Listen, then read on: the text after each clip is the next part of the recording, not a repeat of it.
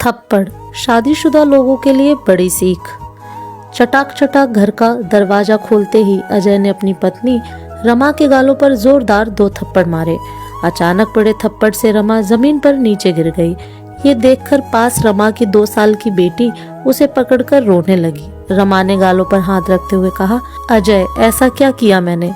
फिर अजय ने दांत पीसते हुए गुस्से में कहा, रमा तुम्हें मैंने मना किया था ना कि तुम पार्टी में किसी के सामने अपना मुंह नहीं खोलोगी, किसी से भी बात नहीं करोगी। जाहिल गवार कहेंगी, जरा भी शर्म नहीं आती तुम्हें। अचानक पड़े थप्पड़ से रमा सक पका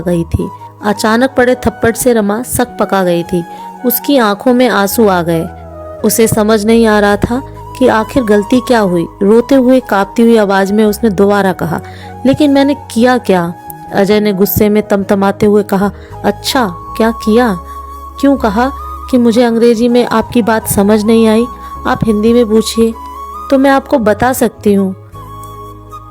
तब रमा को ध्यान आया कि उसने अजय के साथ ही अफसर की पत्नी के साथ हिंदी में बात की थी, क्योंकि रमा को अंग्रेजी बोलना नहीं आती थी। गांव के कॉलेज से बीए पास रमा की शादी उसके बड़े पापा ने अपने नजदीकी मित्र के बेटे अजय से करा दी, जो एक सरकारी अफसर था। रमा के पिता एक किसान थे और माँ एक सामान्य गृहिणी। रमा अपने माता पिता की इकलौती संतान थी। अजय के घर वाले भी मोटे दहेज की लालच में आकर शादी के लिए तैयार हो गए। रंग रूप और गुण से सुंदर रमा बहुत ही व्यवहारिक और सामाजिक स्त्री थी। इसके विपरीत अजय व्यवहारहीन और अहंकारी व्यक्तित्व का पुरुष था। उसे अपने पद और प्रतिष्ठा का इतना अभिमान था कि उसके आगे वो किसी को कुछ नहीं समझता था, खासकर अपनी पत्नी रमा को तो वो हमेशा से अपने पैर की जूती समझता था। उसके लिए पत्नी का मतलब ही सिर्फ उसकी शारीरिक जरूरतों को पूरा करना और घर में दबा कर रखना था। 3 साल की शादी में ऐसा कोई दिन नहीं था जब अजय ने रमा को उसके पढ़ाई और नौकरी पेशा ना होने पर तंज ना कसा हो या उसके साथ हिंसा ना की हो। बात बात पर रमा को थप्पड़ मारना तो उसके लिए आम बात थी। रोज रोज की मारपीट से रमा परेशान हो चुकी थी, लेकिन आज उसने तय किया कि वो अब चुप नहीं रहेगी। उसने खुद को संभालते हुए आंखों से बहते आंसुओं को पोंछते हुए अजय से कहा, हाँ मुझे नहीं आती शर्म इस बात को स्वीकारने में कि मुझे फर्राटेदार अंग्रेजी बोलनी नहीं आती, लेकिन इस वजह से मेरा कोई वजूद नहीं, इस बात को भी मैं नहीं मानती। रमा के जवाब को सुनकर अजय ने फिर रमा के बालों को खींचते हुए, कान खोलकर सुन लो, 2 कौड़ी की औकात नहीं है तुम्हारी, ना ही तुम्हारा अपना कोई वजूद है। जिस दिन मैंने तुम्हें छोड़ दिया ना, उस दिन लोगों के घर घर जाकर नौकरानियों की तरह झूठे बर्तन धो लोगी और झाड़ू पोछा करोगी, तब जाकर मुश्किल से पेट भर पाओगी। लेकिन सम्मान और इज्जत तो भूल ही जाओ, क्योंकि तलाकशुदा स्त्री को समाज में कभी सम्मान नहीं मिलता, समझी, सिवाय तिरस्कार के।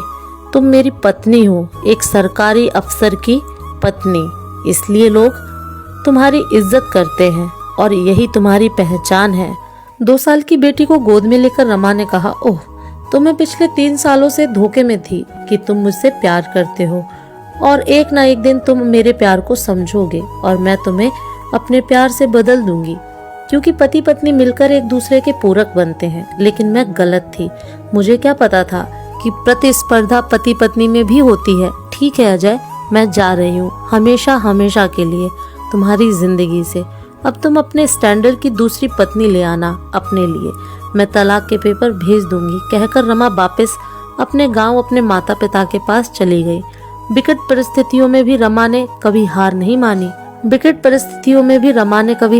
मानी। समाज के ताने उलाने सहती रमा अब सामाजिक कार्यों में जुट गई और अपने दर्द को कलम की सहायता से डायरी के पन्नों में समेटने लगी। लेकिन कहते हैं ना कि सूर्य की तेज रोशनी को काले घने बादल भी नहीं ढक सकते। उसी प्रकार रमा की प्रतिभा भी कब तक समाज से छिपी रह सकती थी। रमा को भी प्रसिद्धि मिली पूरे 20 साल बाद, अथक कड़े परिश्रम के बाद। आज जब रमा और अजय का आमना सामना हुआ तो पुरानी सारी कड़वी बातें याद आ गईं। भीड़ से पूरा सभागृह तालियों से गूंज रहा था।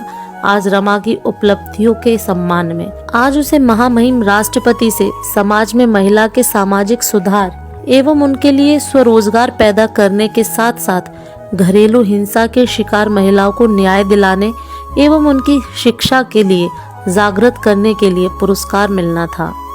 हिंदी में सबसे मिलजुल कर बात करती भीड़ में आज अजय भी हाथ बांधे पीछे लाइन में खड़ा हुआ था, नजरें झुकाए।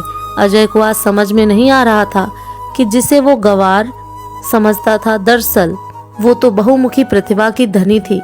रमा आज समाज में प्रसिद्ध लेखिका और समाज सुधारक थी, जिसका सब सम्मान करते थे। आज उसे आगे बढ़कर बधाई देने में भी संकोच हो रहा था।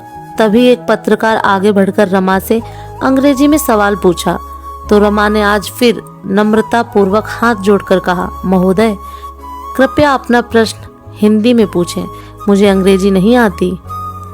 तब पत्रकार ने कहा, जी माफ़ी चाहूँगा, मैं अपना सवाल हिंदी में पूछता हूँ।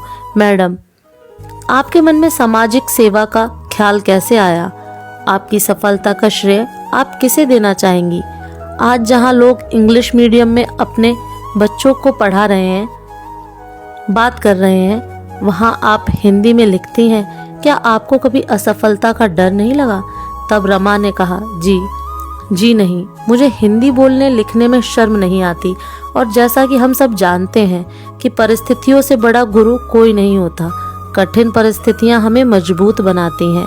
इसलिए आज मैं उस व्यक्ति का दिल से आभार व्यक्त करना चाहती हूँ जिसने मुझे अपने जीवन और घर से मुक्त कर मेरे स्वाभिमान को जगाया। वो व्यक्ति मेरे जीवन के ऐसे गुरु हैं जिनके दिए घावों ने मेरे अंदर दबे आत्मविश्वास और आत्मसम्मान को, जीवन में नई दिशा एवं कुछ कर गुजरने के जुनून को जगाया। जिन्होंने मुझे अपने सामाजिक रिश्ते से आज़ाद करके बाहर समाज में आकर सांस लेने का और समाज के लिए कुछ करने का मौका दिया। बेशक आशीर्वाद और साथ मेरे माता पिता का मुझे मिला, लेकिन परिस्थितियों का ठोकर उसी व्यक्ति से मिला। इसलिए मैं उनका आपके माध्यम से धन्यवाद करती हूँ। साथ ही हर महिला पुरुष से कहना चाहूँगी कि हमारी सफलता में हमारी भाषा कभी बाधक नहीं बन सकती, और हिंदी तो हम सभी भारतवासियों के दिल की भाषा है। सफलता के लिए बस सच्ची लगन और जुनून की ज़रूरत होती है। थोड़ी देर बाद मौका मिलते ही रमा को अकेला देखकर अजय उसके सामने आकर खड़ा हो गया और उसने कहा, रमा अपनी गुड़िया कैसी है? अब तो बड़ी हो गई होगी। रमा ने कहा, मेरी बेटी बिल्कुल ठीक है और अब पढ़ाई के साथ साथ मेरे ही सामाजिक कार्यों में मेरी मदद करती है। अजय ने कहा, रमा तुम ऐसा क्यों कह रही हो? वो मेरी भी बेटी है। मुझे माफ़ कर दो, मैं तुम्हारी अहमियत नहीं समझ पाया। तुम्हारे जाने के बाद मैंने अपने ही ऑफिस के महिला साथी अफसर से शादी की। 2 बेटे भी हैं, लेकिन मेरी कोई इज्जत नहीं, ना ही मेरा कोई अहमियत है। मेरी पत्नी मुझे बात बात में बदनाम करने और मेरे करियर खत्म करने की धमकी देती है और मैं चुपचाप सुनता हूँ क्योंकि मैं कुछ नहीं कर सकता। चुपचाप खड़ी अजय की बातों को सुनती रमा ने आखिर में हाथ जोड़कर कहा, महोदय मैं असहाय लोगों की मदद करती हूँ, लेकिन आप तो खुद सक्षम हैं। मैं आपकी कोई सहायता नहीं कर सकती। तभी रमा की बेटी वहाँ आ गई और वो अपनी बेटी के साथ वहाँ से चली गई।